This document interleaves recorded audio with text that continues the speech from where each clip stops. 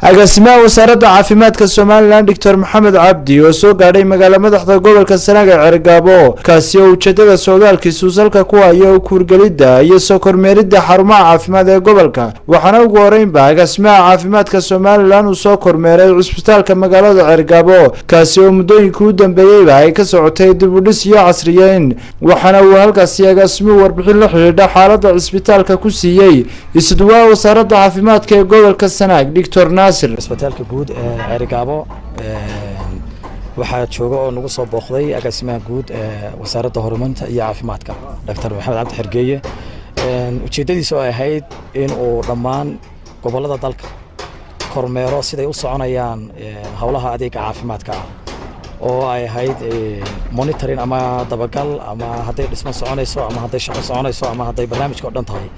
marka sida guud ee inoogu yimi saasay ahayd agaasimaha wasaaradda caafimaadka Soomaaliland Dr. Maxamed Cabdi oo kormeerkaasi kadib warfidiyeenka la hadlay ayaa ka warramay mashaariicda kala duwan ee wasaaradda caafimaadka Soomaaliland ay ka wado isbitaalka Cerigabo dhinaca kalena agaasimaha oo warbaahintu wax ka weydiisay 15 qof oo ka tirsan shaqaalaha isbitaalka oo la leeyahay mushaarkoodii iyo waliba dhismaha isbitaalka Cerigabo oo qaar ka mid ah burbur ku yimid ayaa wuxuu yiri waxaanu doonaynaa inaanu u kuurgalno oo aanu eegno hawlaha kala duwan ee wasaaradda horumarinta caafimaadku ay ka wado gobolkan waa gobol aad u ballaaran dhulkiisu kala durugsan yahay baahiyo caafimaad oo badan ay jiraan mashaariic badanna ay ka wado wasaaradda horumarinta caafimaadku sida aad arkaysaan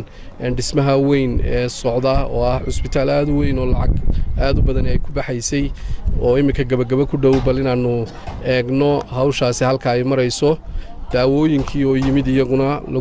laga shaqayn lahaa cusbitaalkan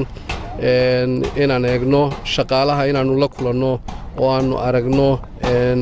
baahiyaadka jira iyo sida ay guud ahaanba u socdaan iyo habsami u socodka hawlaha kala duwan ee cusbitaalada iyo MCH-yada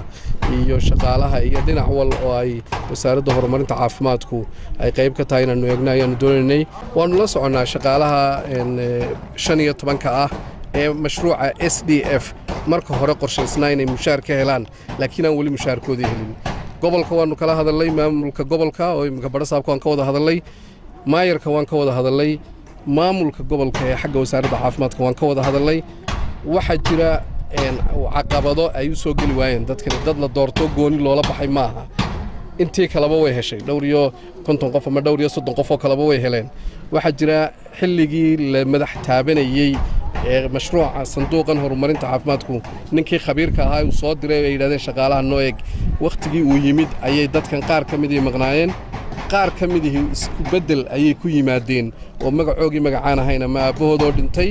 ama hooyadoodoo dhimatay ayay bedeleen waa wax la sixi karayo waana ku daba jirnaa sida 5 qof imiga markii dambe aan u saxnay ayaanu iyagana u saxaynaa waxa ballana hadii alla yiraahdo mashruucan labaad ee SDF2 imika SDF3 bilaabmaya